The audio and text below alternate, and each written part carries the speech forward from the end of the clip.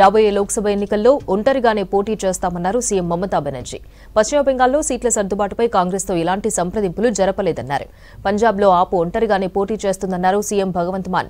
లోక్సభ ఎన్నికల ఫలితాల తర్వాతే పొత్తులపై నిర్ణయం తీసుకుంటామని తెలిపారు.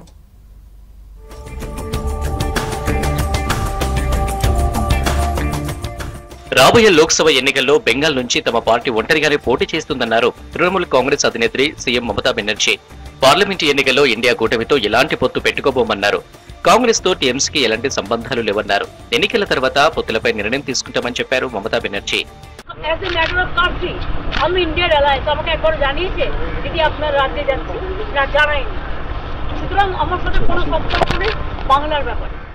పశ్చిమ బెంగాల్ ఒంటరిగా పోటీ చేస్తామని మమతా బెనర్జీ ప్రకటించిన కాసేపటికే పంజాబ్ లో ఆమ్ ఆద్మీ పార్టీ కూడా ఒంటరిగా ఎన్నికలకు వెళ్తుందని ఆ రాష్ట్ర సీఎం ఆప్ నేత భగవంత్ మాన్ ప్రకటించారు.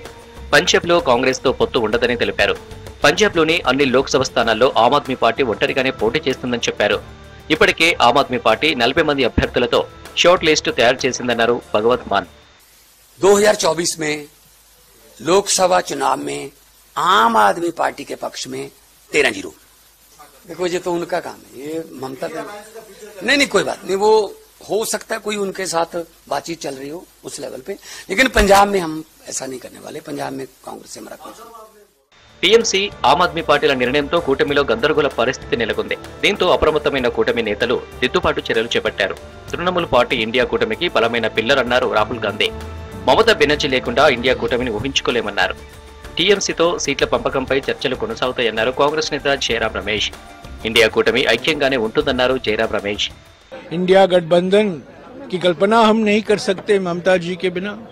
कल हम पश्चिम बंगाल में प्रवेश कर रहे हैं, सीट शेयरिंग की बातें चल रही हैं और कुछ ना कुछ नतीजा रिजल्ट निकलेगा। और ममता जी ने जो कहा कि बीजेपी को हराना उनकी प्राथमिकता है, उस भावना के साथ ही भारत जोड़ो न्याय यात्रा कूच बिहार में कल दोपहर को प्रवेश करेगा। రాబోయే లోక్సభ ఎన్నికల్లో ఇండియా కూటమి ఐక్యంగా పోటీ చేస్తుందన్నారు ఎన్సీపీ నేత సుప్రియా సులే. కూటమిలోని నేతల మధ్య చిన్న మిస్ కమ్యూనికేషన్ ఏర్పడిందన్నారు. త్వరలోనే అన్ని సమస్యలు పరిష్కారం అవుతాయన్నారు సుప్రియా సులే. सब साथ में ही रहेंगे, हमारी दीदी है वो, और हम सब दीदी का बहुत प्यार और सम्मान करते हैं और अलायंस में कोई नहीं प्रॉब्लम होगा, दीदी हमारे साथ ही रहेगी। हर राज्य का मॉडल अलग होगा, टूट फूट नहीं है, सब अच्छा ही होगा। పశ్చిమ బెంగాల్లో మొత్తం 42 ఎంపీ స్థానాల్లో కేవలం 2 మాత్రమే కాంగ్రెస్ కు ఇచ్చేందుకు టీఎంసీ సిద్ధంగా ఉంది. కాంగ్రెస్ 10 నుంచి 12 సీట్లు డిమాండ్ చేస్తుంది. మమతా తీరును కాంగ్రెస్ పార్టీ సీనియర్ నేత అధీర్ రంజన్ చౌదరి విమర్శించారు. దీంతో సీఎం మమతా బెనర్జీ ఒంటరిగా పోటీ చేస్తామని ప్రకటన చేసినట్లు తెలుస్తుంది.